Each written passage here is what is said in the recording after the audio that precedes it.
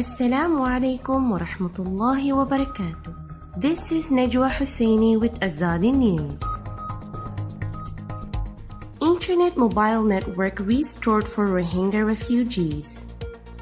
Deep reforms must to end vicious Burmese violence. Bangladesh's government has restored the high-speed mobile network and internet for the Rohingya refugee camps in Cox's Bazar. The 3G and 4G mobile networks and internet were restored on Friday amid repeated calls from UN agencies and rights groups to uphold the basic rights of the persecuted Rohingya, about 1 million of whom fled to southeastern Bangladesh after a 2017 genocidal operation by Burmese military.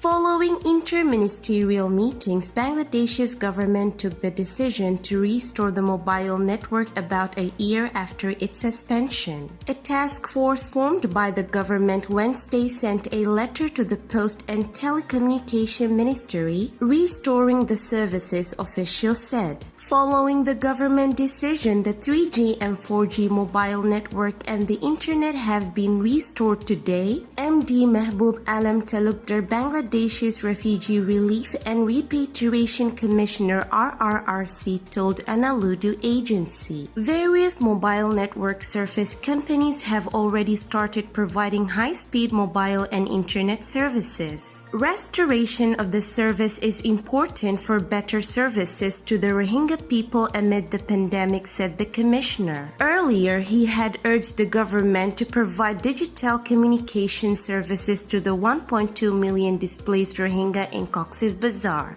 In September 2019, Bangladesh imposed a ban on the use of cell phone SIM cards and the internet by Rohingya refugees on security grounds. Since then, rights groups, UN agencies, and Rohingya refugees repeatedly asked for the restoration. Meanwhile, coronavirus cases in Rohingya refugee camps topped the 100 mark with 6 new infections in the past 24 hours, according to an official update released Friday. Another 47 people died from the lethal virus in the last 24 hours in Bangladesh, raising the total casualties to 4,174.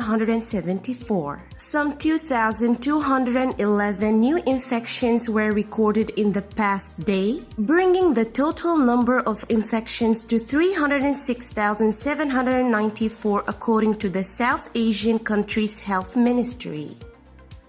The International Crisis Group ICG has called for dialogue and deep reform to address issues of citizenship, improve the administrative structure, and rein in the increasing violence in Burma. Ethnicity and conflict are inextricably linked in Burma, creating a vicious cycle of violence that continues to escalate, the Brussels-based organization said in a report published on Friday. The state's inability to address ethnic minority grievances or provide adequate security to communities has created a literal arms race among minority groups, said the report released on the 3rd anniversary of 2017 crackdown that marked the start of the genocide of Rohingya Muslims by the Burmese army. It said Burma must initiate reforms in citizenship, the country's administrative structure, and the peace process with the aim of making ethnicity less central to the political and legal domains. The group urged Burmese authorities and leaders to immediately pursue more manageable changes, such as the language and narratives they use when discussing ethnicity and conflict. It said the government's failure to protect minority communities has led tens of thousands of people to take up arms, both for and against the state and both allied with or acting against armed groups representing rival ethnicities. On the ongoing violence against minority groups in the state of Arakan by the Burmese military, the report said, the vicious fighting since 2018 underlines the dangers of ethnicity's growing social and political salience. However, it said that citizenship and protection should not be based on membership in particular ethnic categories. Burma's most targeted community is the Rohingya, who have been described by the UN as the world's most persecuted people.